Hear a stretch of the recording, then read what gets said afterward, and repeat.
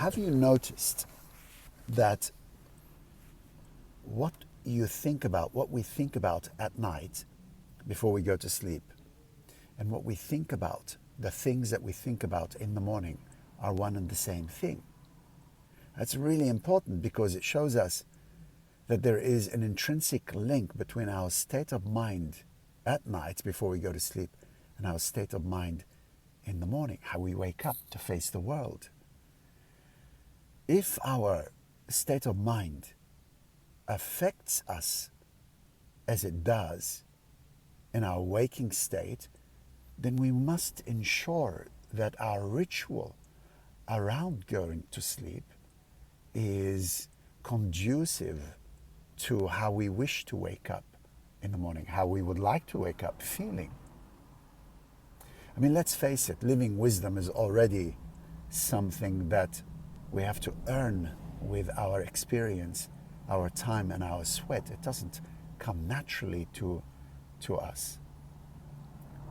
I mean, it does in some areas. We find ourselves in flow, but for the most part, we have to earn knowledge. We have to earn the ability to live a harmonious, functional, productive, constructive life that we feel is aligned with who we feel that we are. And most humans, all of us, are capable of so much.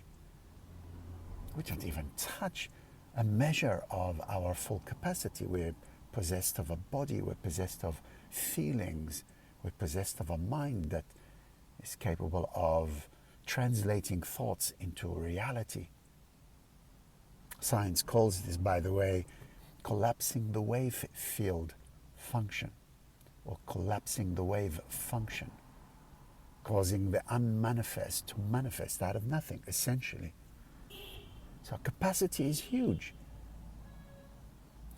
You know, you hear some people saying in this sort of pumped up way, you can do anything in life, there's nothing that you can't do. Well, that's nonsense, because that's not true at all. There are certain things we cannot do. We can't fly. We may be able to fly in some other life, but you can't fly no matter how much you think you can. It's a hard sell, but we can tell ourselves instead that there is so much that we can do, and that is absolutely true. So we want to make sure that our ritual around going to sleep is really conducive to the way we want to wake up in the morning. If we're waking up, if we're going to sleep and, with a phone in our hands, and we're waking up with the phone in our hands, how conducive is that to what it is that you want? How is that supporting your ability to live a constructive and harmonious life? It seems very little. But when you contrast it with a different kind of ritual that you can put into place, for example, going to sleep in such a way that you treat sleep as a sacred act. You're about to surrender and trust your body to the unknown. It takes tremendous trust. Just because we do it nightly, it does not deny the fact that we are entrusting ourselves to the beyond. We don't know if we're going to wake up in the morning. So might we treat sleep as a sacred act? Might we feel a sense of reverence? Might we go to sleep contemplating that which we have done during the day, those things that we did well, that we enjoyed? We might choose just 5 things to be grateful for in that day. We might choose to be grateful for the fact that we have a bed, and so on. So gratitude features hugely in this because it anchors the mind in the present. Most of us spend our lives in this psychological time frame of past and future. We hardly ever meet the present. Gratitude is a wonderful way of allowing us to step into the moment, to come out of the mind and into the present. Take a look. Thank you for my pillow. Thank you for the bed. Thank you for the warmth that I feel right now. Thank you for the fact that I don't feel any sickness, and so on and so forth. That gets the juices of optimism flowing. And to sleep in such a state is wonderful, as you find that the whole night the mind will be recycling these thoughts, and you wake up feeling those thoughts. And again, if you back it up in the morning, you wake up with another ritual of gratitude, realizing that, there is going to be a day when you will not open your eyes. You will, not metaphorically, you will be dead. And I'm not saying that that's such a terrible thing, but I'm saying that your opportunity for having a physical experience will have ended. So that's a wonderful thing to realize, that between this point of birth and between this point of death, there is this interval, this living interval that we call my life. And we spend this life in physical form that's capable of movement, capable of powerful emotions, and capable of a mind that can give us the experience that we want. You wake up with that idea. I have a mind. I can decide what to think. I can come out of default thinking, mechanical, habitual thinking, and I can decide what I want to think today. Not because it's true. Truth is subjective, but because I believe it to be true. There is no essential truth apart from the truth that the mind offers as an interpretation about reality. For that moment, it is true. And so this is why I'm adamant about the point that no, we can't do everything. That's a hard sell for us to accept. But certainly there is a lot that we can do.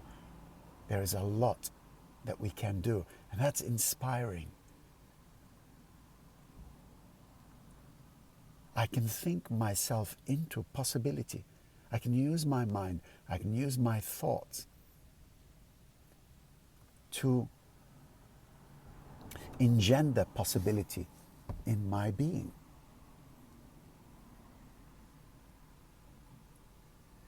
So, in short, how we wake up and how we go to sleep in the morning is really important.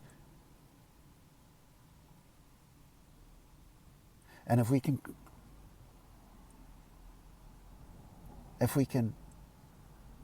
continue this beyond the waking up, where we decide what we want to think in that particular moment, not merely to think by default and by habit, it requires a lot of presence. And that's the sort of thing about it, is that it doesn't come easy, because we will see conclusively that we spend 99% of our time in la-la land. We're not present, we're not here, we're not living in real time. We live in psychological time, past, future, swinging like one of those things. What do you call those? Yeah. Between the past and the future, bypassing the present, continuously bypassing the present. So the will to think consciously requires you to come out of automatic, requires you to come out of habitual states of unconsciousness, and to practice habitual, or to practice consciousness until it becomes our default. To impregnate reality with our being. So, how might you treat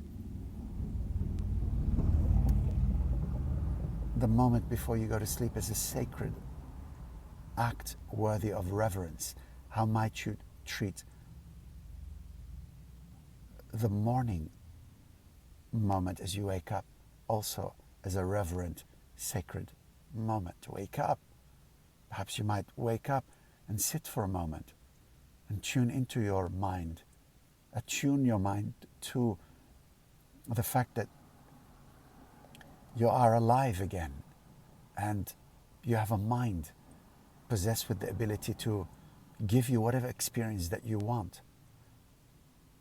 Until now, you've been referencing the past to tell you what is and what isn't possible.